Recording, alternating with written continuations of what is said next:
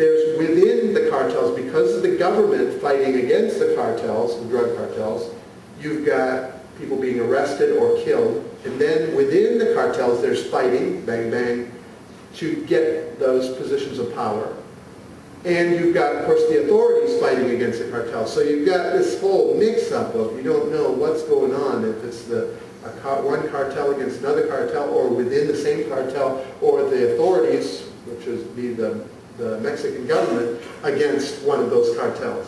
Follow? And because the authorities are so busy with that, then you've got this other issue of crime, where the criminals are realizing, hey, we can do this and get away with it. We had our house broken into just not too long ago by a couple of really sharp criminals. After the service, I'll tell you, I don't have time to mention it during the service, but yeah, these guys weren't very swift. But anyway, this is our team working in the Bible Institute at there in Chihuahua. On the left-hand side, that's Jose and Donna Amaya. This is a couple from Honduras. Tremendous couple. They have quite a large family, extremely good testimony, and this couple is so under-supported. They barely scrape by. They are just surviving there from Honduras, and they don't get that much support, and we just really appreciate working with them. They are great, and that's, of course, you recognize us just to the right of them. And then Ruben and Betty Cañas. Ruben is a Mexican. Betty's from Colombia. Actually, I taught Betty years ago when I was teaching in the training program in Colombia. And when Sheri and I left, came back to the U.S. to get married, Earle came down to take my place. They met. Now we're working with them. It's really cool. Interesting to see that. Javier and Soledad Ibarra, they're also from Mexico, right there in that area. Our co-workers. He's actually the director of or takes the role of director, actually. It carries the name of director, because we work kind of in a plurality of leadership thing and as a team, but at the same time he carries that title, I should say. Virgil and Jerry Holt. Virgil's from Nebraska, and Jerry, I'm not sure. You know where she's from? Yeah, but anyway, they've been in New Tribes for some time. And Zach and Michelle Hurd previously worked in Venezuela, and I don't know how much you're aware of the situation there, but Zach and Michelle had to leave the tribe that they were working in, the Wadao, and now we have the privilege of having them as teammates. And God has just brought together a great team. It is just awesome. It is an honor. It is. It's a privilege to work with these guys. They're great, just really great. And there's a few pictures there at the Institute. So we mention that, appreciate your prayers for us. What's life like in the city of Chihuahua? I'll give you a few pictures. This is the house where we live currently. Little house that we would love and appreciate your prayers for us. We would love to move to a different house. There's a number of reasons. We only get water twice a day.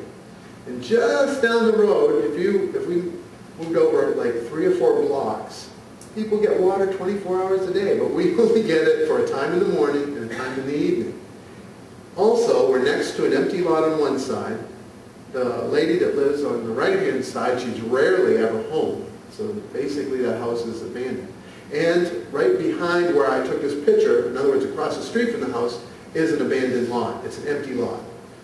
And that makes for a pretty easy target for thieves. Even though we have a good alarm system, we're thankful for it. It worked really good for the 2 guys that broke in. They didn't get anything. In fact, they left us a gift, left us a nice hacksaw. But we would like to, if we could, move from that house.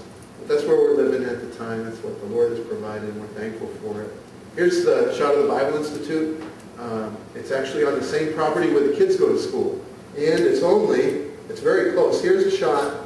This is where our house is. If you look right over here, I don't know if you can see it from where you're seated, but right down this street is Sheri and Ryan are standing there. Right down that street on the left-hand side is where our house is. And right over here is where the kids' school is and where the Bible Institute is on the same property. So it's really ideal living right there. We don't have to get in the car, and it's low cost for us that way. So we enjoy that much. Life at home.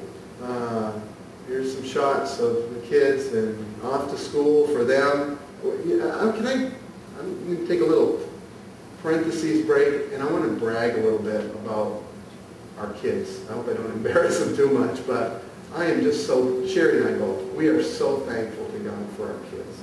This last year, we made the transition. We were moving from Florida to Mexico. They have made the transition, and it has not been easy for them.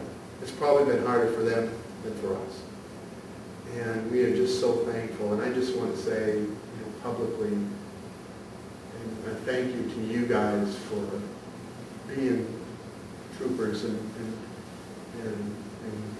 going through that transition.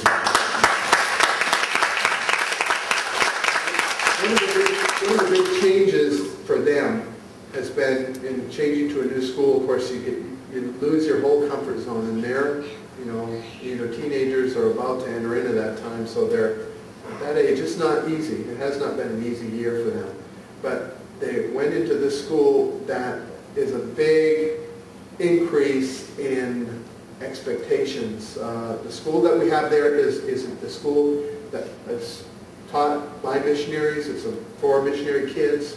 It's not exclusively. There are some Mexicans, Christian kids that come to the school, but it's a Christian school for missionary kids.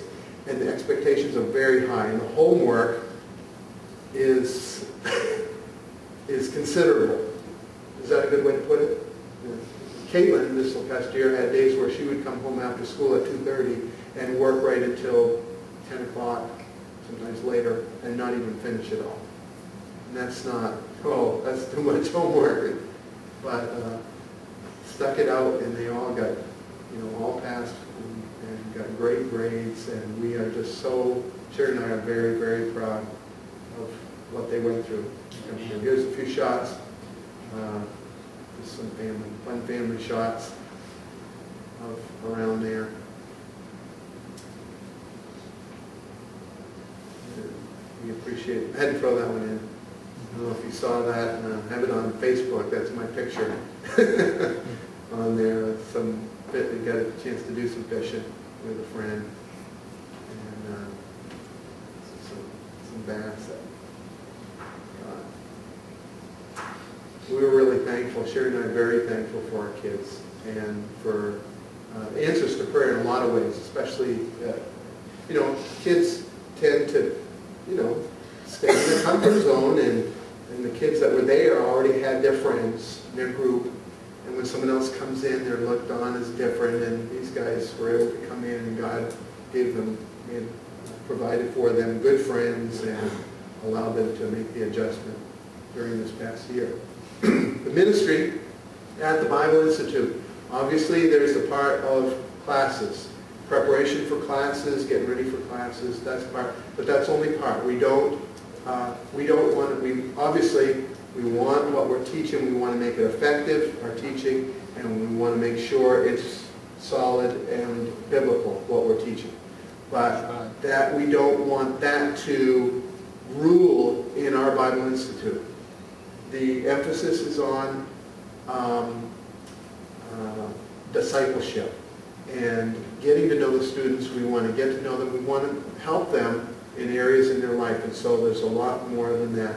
Sheri is going to, especially this year, she's been kind of slowly being broken in, or just broken, broken into the reception part, scheduling, a whole bunch of responsibilities that she'll have, because I'll be in the classroom still.